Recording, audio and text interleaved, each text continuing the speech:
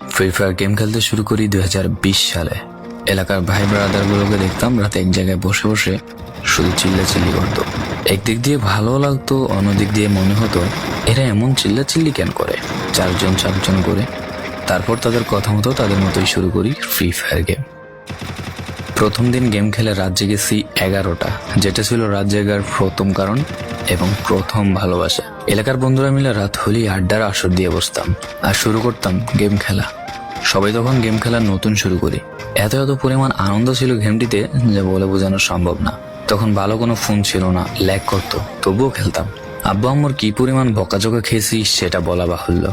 অনেকদিন তো স্কুলও যাইতাম না, বন্ধুরা বসে গেম খেলতাম। কিছু টাকা জুগিয়ে কয়েক মাস পর একটা লেভেল আপ পাস ছিল না, 200 টাকায় বোধ হয় 800 ডায়মন্ড পাওয়া যেত। তো সেখান থেকে 800 ডায়মন্ড থেকে একটা অলগ ক্যারেক্টার নিই। আর সেই অলগ ক্যারেক্টার ছিল তখনকার সময়ের সবচেয়ে দামি ক্যারেক্টার। তখনকার দামি প্লেয়ার মনে হতো নিজেকে। আবার গেমের ভিতর অনেকের সাথে বন্ধুত্ব পর্যন্ত হয়ে গিয়েছিল। গেমের ভিতরে বন্ধুত্ব হলেও বাস্তব ছিল বন্ধুত্বগুলো।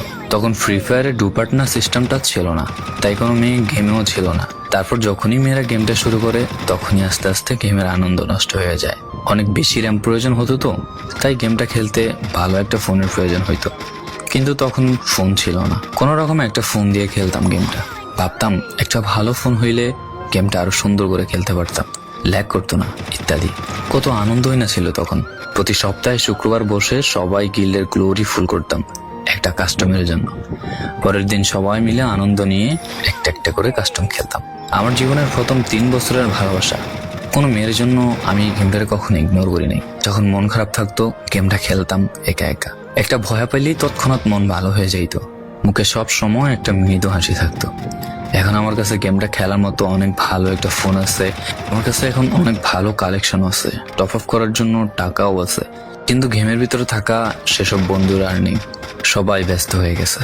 সবার আইডি গুলো অফলাইন হয়ে গেছে। কেউ 1 মাস 2 মাস পর ঢুকে।